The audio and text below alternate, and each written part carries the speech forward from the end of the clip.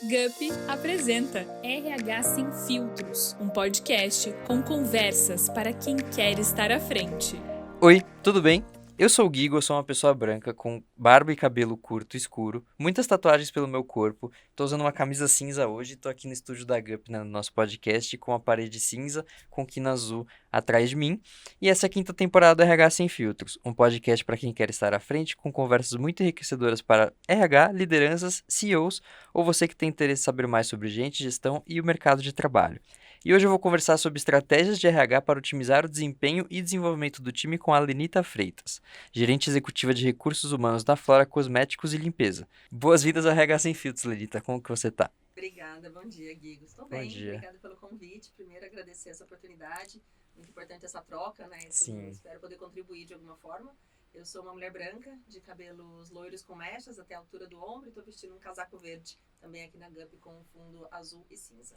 Maravilha, Lenita. Muito obrigado por aceitar esse convite. E antes da gente mergulhar nesse tema, né, que a gente acabou de falar, conta para quem está assistindo ou escutando a gente um pouco sobre a sua trajetória profissional chegando até onde você está hoje. Legal.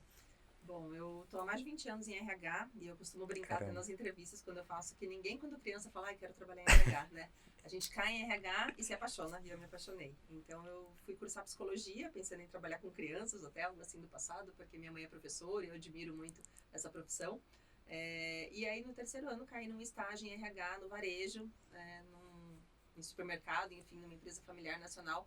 Fiquei lá por 5 anos, então depois efetivada, e me apaixonei. Tive a sorte de ser um lugar que me deixou usar, acho que aspectos da psicologia, do cuidado com as pessoas, mas atrelado ao negócio, a resultados, e fui gostando muito disso.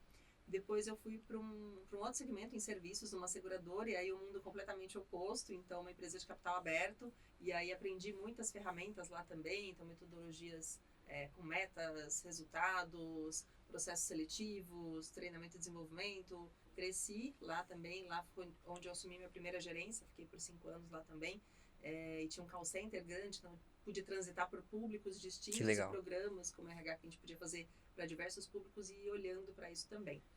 E estou há quase 10 anos na indústria de bens de consumo, estou há 8 anos na Flora.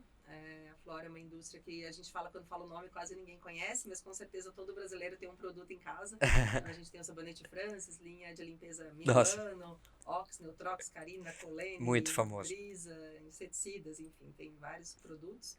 E dentro da Flora, nesses 8 anos, eu pude desenvolver também a carreira, agregando com o crescimento da Flora, né? Então, outras áreas, e aí indo também para folha de pagamento, comunicação interna, os processos seletivos evoluíram, a Flora cresceu muito, hoje a gente tem em torno de 2.400 colaboradores. Muita gente. E nos últimos 4 anos que essa expansão aconteceu de forma mais robusta. Então, acho que a minha carreira foi transitando por segmentos diferentes. RH tem essa facilidade, né? Sim. Mas eu acredito muito que a gente vai conhecendo as pessoas, os cenários e podendo contribuir da melhor forma. E a Flora, só para ficar bem claro, é uma indústria brasileira. É uma indústria brasileira, nacional, ela tem mais de 40 anos. E ela adquiriu algumas marcas e outras criadas por ela também. Legal. Então, ela foi crescendo e construindo plantas aqui, centros de distribuição. A gente está espalhado hoje em todo o território nacional. Isso que eu ia te perguntar, até antes da gente entrar no nosso tema, como que é atuar como empresa que está em tantos territórios diferentes, né? Porque eu imagino que você cuide de vários setores da empresa. Sim, né? Acho que temos boas pessoas nas pontas também, né? Então, Boa. tem um time por trás de tudo isso. A gente tem o escritório sede aqui em São Paulo, e aqui tem uma boa parte do RH que faz o processo de folha, seleção, treinamento, comunicação interna também, benefício, remuneração.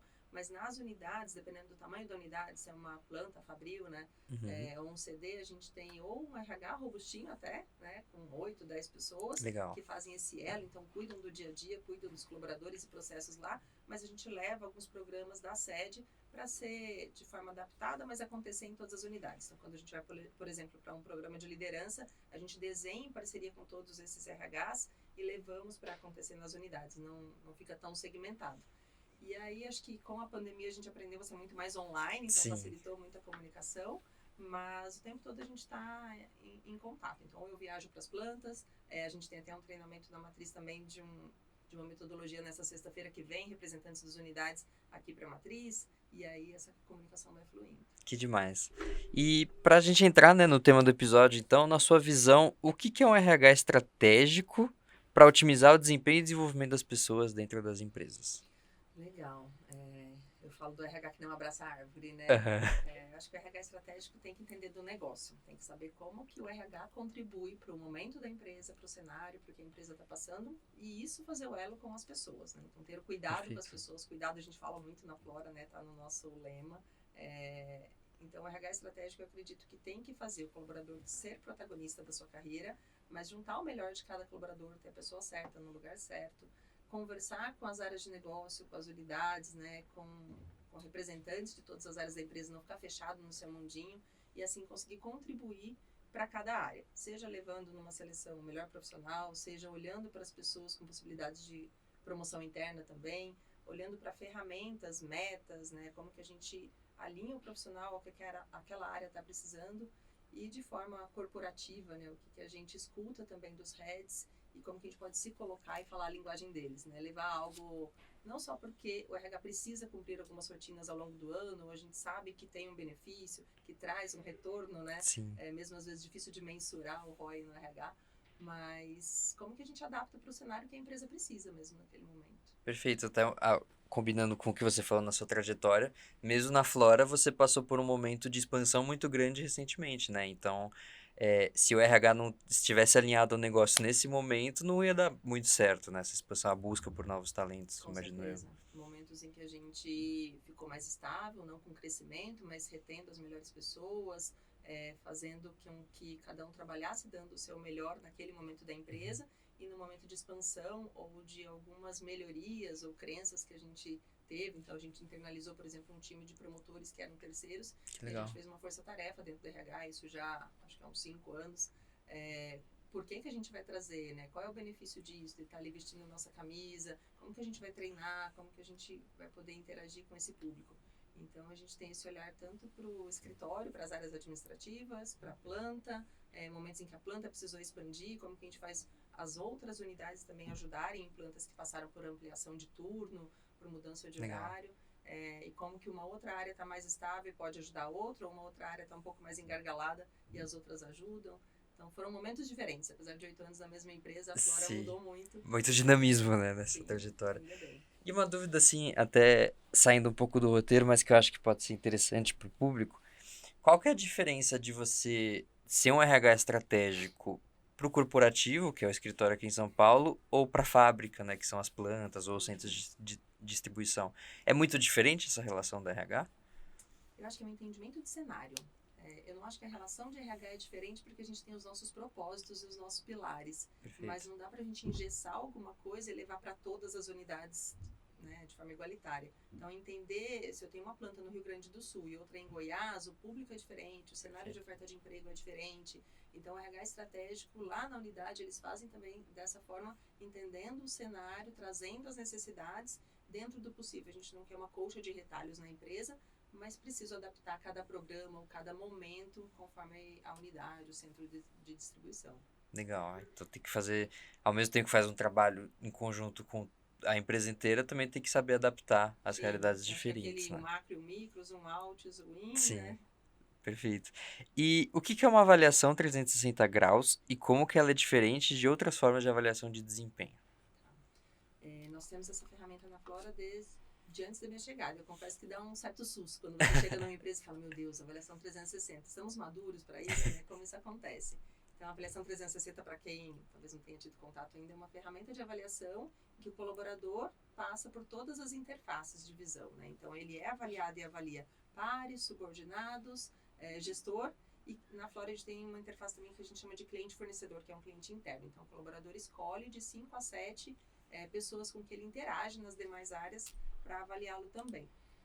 Eu acho que é uma ferramenta muito rica, traz ponderações muito importantes e a gente precisa dar voz para essas interfaces, então ser realista no que veio ali, usar do valor franqueza, para que as pessoas possam contribuir para o desenvolvimento daquele colaborador, mas é um meio, não é o fim, né? Então a gente fala que ali é para ser a ferramenta para juntar todas essas visões e a gente tenta fazer da melhor forma. Eu acho que a cultura da empresa precisa estar muito aberta e alinhada para o que vem nessa ferramenta. Acho que a principal diferença é esses insumos de várias frentes que vêm, de várias interfaces, e como que a gente dá um peso para cada coisa. Então, será que o par tem o mesmo peso que um gestor? O gestor acompanha mais a entrega no dia a dia. O par, às vezes, pode ter um viés inconsciente de Amizade, né? almoço junto. Poxa, a pessoa é tão boa, tão dedicada, mas às vezes não está entregando aquele valor, aquela competência da forma como a empresa precisa. Na Flora também, algo que a gente tem na avaliação, que é um pouco diferente, é que ela é com base nos valores e competências. Então, Perfeito. os nossos valores, eles realmente são praticados, não estão só na parede. Então, franqueza é um deles, disciplina, humildade, disponibilidade, né, alguns dos valores. Então, a avaliação permeia isso e a gente quer colaboradores com esse fit cultural. E desde o processo seletivo, a gente já fala dos valores. Então, acho que a avaliação 360... a gente precisa entender por que a empresa quer aplicar aquela avaliação, o que vai fazer com esses resultados, para os colaboradores ficarem confortáveis em trazer e depois, ao longo do ano, realmente usar esses insumos, né, para as promoções, para a organização das áreas, para programas de desenvolvimento, então, as oportunidades que aparecem com maior frequência na avaliação. Não sei se eu falei bem Não, sobre muito a bom. ferramenta, mas... Acho que é isso, né?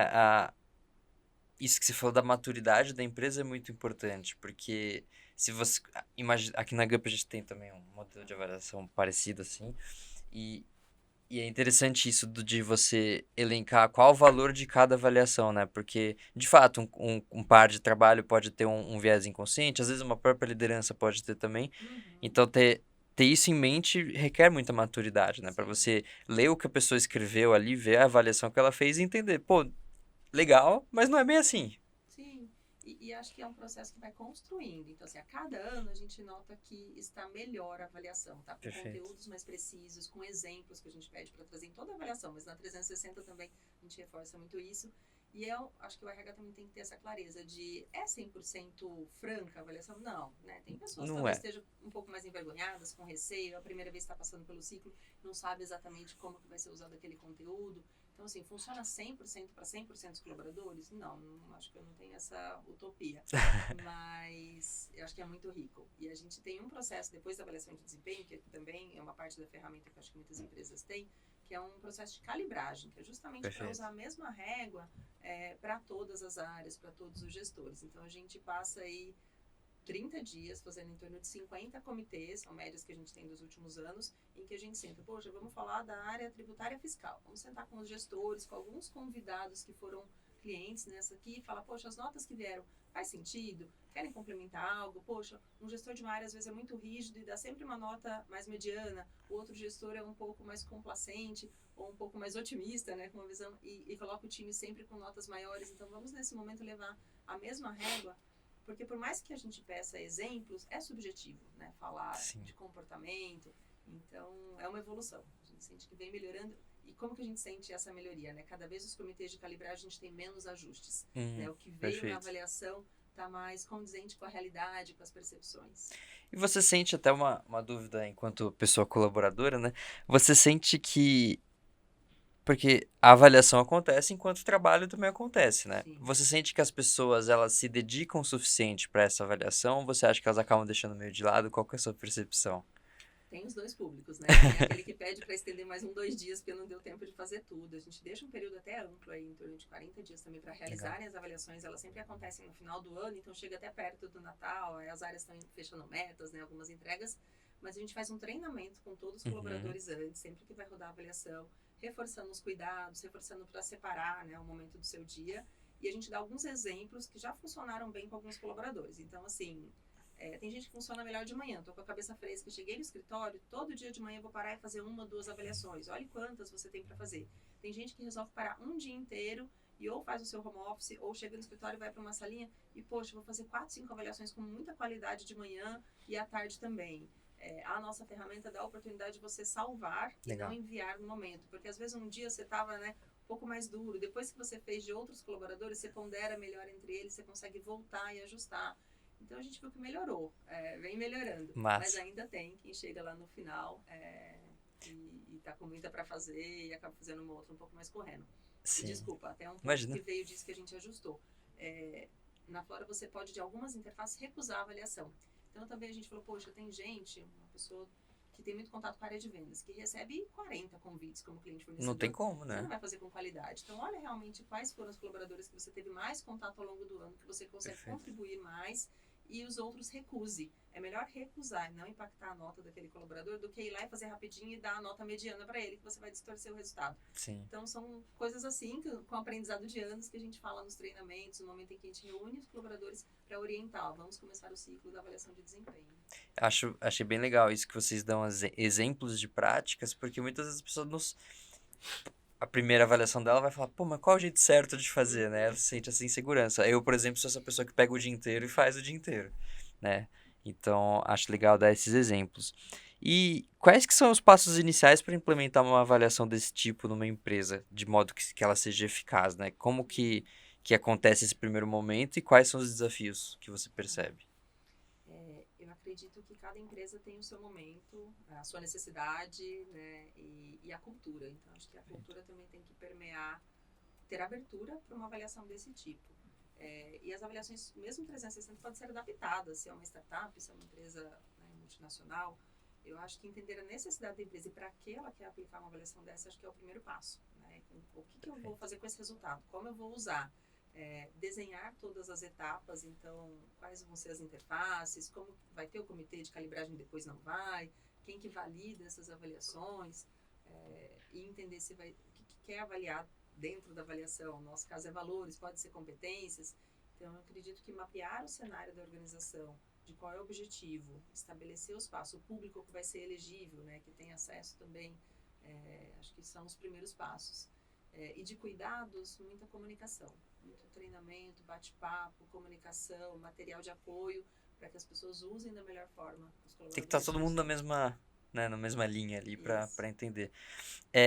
Você falou de objetivos, alguns exemplos assim, né, mais direto ao ponto. Quais são os objetivos que você acha que uma empresa pode ter para que a avaliação 360 faça sentido? Eu acho que planejamento de carreira, né? A gente fala muito em meritocracia e protagonismo hoje. Então, também a ferramenta, de novo, é um meio e o colaborador tem que se preparar para ser bem avaliado, né? Então, não é conduzir a carreira só para o momento da avaliação, mas o ano todo, como ele performou, a avaliação acho que vem para esse momento de consolidar os dados. Com a meritocracia e com a avaliação, a gente vem para esse cenário mais atual, que o mercado já pratica, que eu não preciso ficar 2 anos em cada cadeira e naturalmente vou ser promovido. Os resultados da avaliação falam, poxa, as pessoas já estão dizendo que esse colaborador está um pouco sobrando na cadeira, né? Ele já tem uma certa liderança, ele já performa de forma diferente dos pares de mesmo nível dele. Então, acho que promoções acontecem, mas a gente também deixa muito claro que não é uma regra, porque eu fiquei em tal quadrante na inbox depois da avaliação, eu vou ser automaticamente promovido. Eu preciso estar pronto, precisa existir a cadeira, precisa existir a oportunidade na empresa. Treinamento e desenvolvimento, então a gente olha também para os comentários que vieram na avaliação e para os comentários no comitê de calibragem, onde tem oportunidade para RH atuar com levantamento de necessidade de treinamento naquele ano. A gente vai depois da avaliação de desempenho para um momento que a gente chama de PDI, do Plano de Desenvolvimento Individual. E aí na Flora a gente encaixou um modelo que a gente gosta bastante, que a gente faz a Semana do Protagonismo. Então logo depois da avaliação, com os temas que a gente sentiu maior oportunidade, eu falo que franqueza todo ano aparece como um dos valores que tem mais oportunidade de desenvolvimento. Às vezes a gente tem receio de conversas difíceis, né? A gente leva temas de palestras para uma semana inteira, em que todo colaborador de todos os níveis podem participar, presencial ou online, né? Dependendo da unidade que acontece essas palestras também, e que ele pode planejar melhor como ele continua se desenvolvendo esse ano. Então, eu acho que o crescimento na empresa, a abertura para novos caminhos no comitê de calibragem, eu falo que é um momento muito rico. A gente para efetivamente para falar de todo colaborador.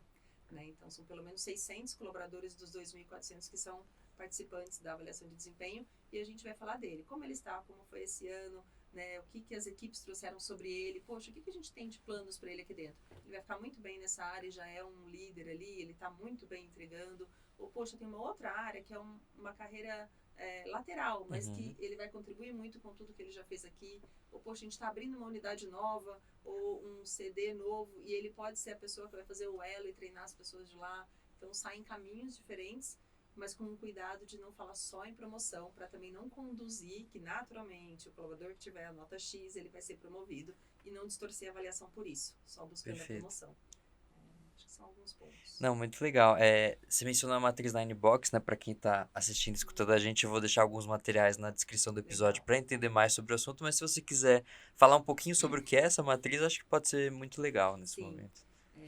É um gráfico, basicamente com 2 eixos, né, horizontal e vertical, e na Flora a gente usa um eixo com os resultados comportamentais da avaliação de desempenho e um eixo com resultados de metas. Então, o colaborador, quando ele já é uma liderança, ele tem metas estabelecidas ao longo do ano num painel mesmo, e que ele acompanha, e quando ele ainda não é uma liderança, ele tem uma meta compartilhada com o gestor dele, ou algumas entregas na área, e o gestor traz isso no discurso e nos exemplos no momento do comitê de calibragem. Então, a gente plota num gráfico realmente a nota que ele teve em comportamento, a nota em resultado, e são 9 box, né? Por isso o 9 box, então são 9 quadrantes, e aí a gente tem o dentro do esperado, que é o meio, então ele performou muito bem em comportamento e também teve boas entregas, e a gente fala que não é ruim ficar no meio, isso é um desafio a gente reforçar, porque todo mundo quer ficar nas evidências, não no destaque, e também o abaixo pode acontecer.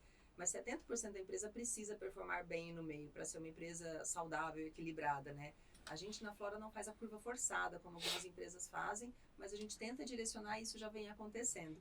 Então, para cada gestor, quando a gente pede para ele fazer a avaliação do seu time, a gente fala, olha, pensa já com o Nine Box também, do seu time, quantos que já estão sobrando um pouquinho em comportamento, tiveram realmente exemplos de comportamento que foram acima do esperado, com que frequência isso aconteceu, porque o ideal é que de cada equipe, se a gente tiver essa dispersão do 70, 15, 15, abaixo do esperado ou em desenvolvimento, né, ali, pessoas que acabaram de chegar, que estão numa carreira nova ou que tiveram alguma dificuldade ao longo daquele ano, ainda nos 15% em que estão em desenvolvimento e 15% de colaboradores que já estão um pouco acima do esperado na média de notas e comportamentos. Então, na Inbox são esses 9 boxes e como que todo o público da empresa e por área vai sendo plotado e qual é a dispersão que a gente espera. E com base nisso também a gente faz algumas tomadas de decisão. Legal. E eu imagino que você fala, né, pô, 70 tem que estar ali no meio, parece algo que as pessoas não querem, porque de fato as pessoas sempre querem estar na ponta, né, que está performando acima da média. Mas eu imagino que se todo mundo está acima da média, também vai gerar um monte de decepção, porque nem todo mundo vai poder ser promovido, né? Exato. Ou receber algum tipo de mérito, a gente né? perde pro mercado, né? Ou ele acaba buscando uma oportunidade fora, se não tá ali. Ou ele fica frustrado porque outro do time, par dele, foi promovido primeiro. Então, é saudável para a empresa ter essa dispersão. Mas é legal ter o colaborador como protagonista, Sim. com aquela vontade de, poxa, ano que vem quero me desafiar. Na próxima, quero estar né? num quadrante de evidência. Perfeito. E você falou um pouco de cultura organizacional, né? Que na Flora vocês fazem todas essas avaliações com base na cultura. E como que você acha que essa cultura impacta a eficiência das avaliações? A cultura precisa conversar com o estilo de avaliação que ela escolheu, né? Desculpa. Na Flora, a gente foi evoluindo, a cultura está presente desde o processo seletivo, quando a gente fala dos valores. É uma empresa familiar, uma empresa nacional, né? Nasceu de uma empresa familiar, hoje já bem posicionada com executivos de mercado. E eu acho que a cultura conversa dando abertura para as pessoas serem honestas, francas, né? Participativas da avaliação. Se é uma empresa que tem uma cultura um pouco mais de conflito, de retaliação, os colaboradores não vão se sentir à vontade. Então, talvez precisa ou ir evoluindo para a cultura para um modelo mais aberto, mas tem empresas que gostam de uma cultura mais aguerrida de conflito, né? Não tem certo e errado, tem as culturas das organizações e os colaboradores que se identificam com cada cultura. Perfeito. Então, eu acredito que a cultura tem que conversar com a avaliação do que a gente está buscando na avaliação, a cultura precisa permitir ou ter colaboradores que acreditem, né? Senão a ferramenta fica inviável de funcionar. Muito bom. E é legal que você falou que essa cultura está exposta desde o primeiro momento, o primeiro contato que a pessoa tem com a empresa, que é no Sim. processo seletivo, né? A gente vê no mercado muitas discussões sobre o assunto cultura organizacional, né? Que, o que é isso, né? O que é isso que as empresas inventaram e tal. Como que você acha, até fugindo até um pouco do nosso roteiro, mas como que você acha que a cultura ajuda as pessoas candidatas? Porque talvez as pessoas candidatas tenham a percepção de que ela atrapalha.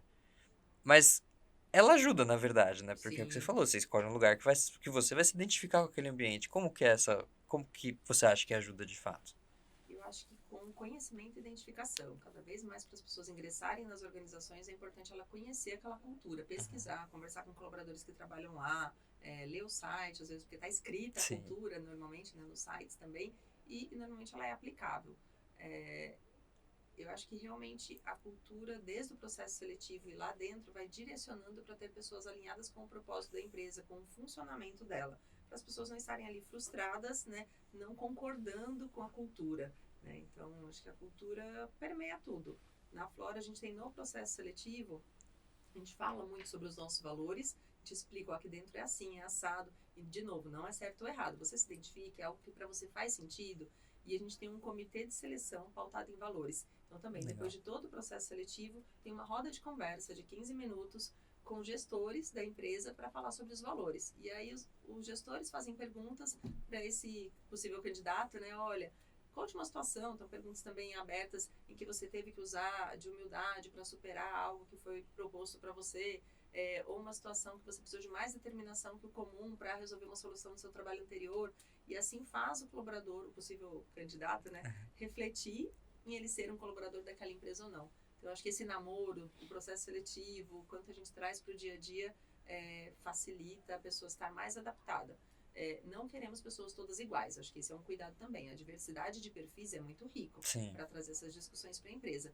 Então, não é todo mundo encaixotadinho, mas que tenha propósitos e valores como base para atuações diferentes. Até porque eu imagino que nem todas as pessoas vão ser 100% aderentes a todos os valores da cultura, né? Vai ter uma... Pô, esse time aqui precisa de uma pessoa que tenha mais aderência a alguns valores e mais aderência àqueles outros para ficar um time completo, né? Não, gente, até porque todo mundo tem espaço para continuar se desenvolvendo. O nosso presidente, ele fala algo que é muito transparente para ele. Ele veio da área comercial, ele está na Flora há muitos anos e como presidente há 5 anos. E ele fala, o valor disciplina para ele é um desafio, é algo que não é natural. Ele sabe que é importante, mas como ele sempre trabalhou com vendas, então uma rotina um pouco diferente, ele precisa criar métodos e usar ferramentas para a disciplina dele funcionar bem. Mas Perfeito. A determinação dele é muito forte. Então, a gente tem realmente oscilação e nem todo mundo é 100%. Perfeito. E você falou muito de ferramenta, e aí eu não sei se você se refere à ferramenta no sentido de técnica ou no sentido de tecnologia.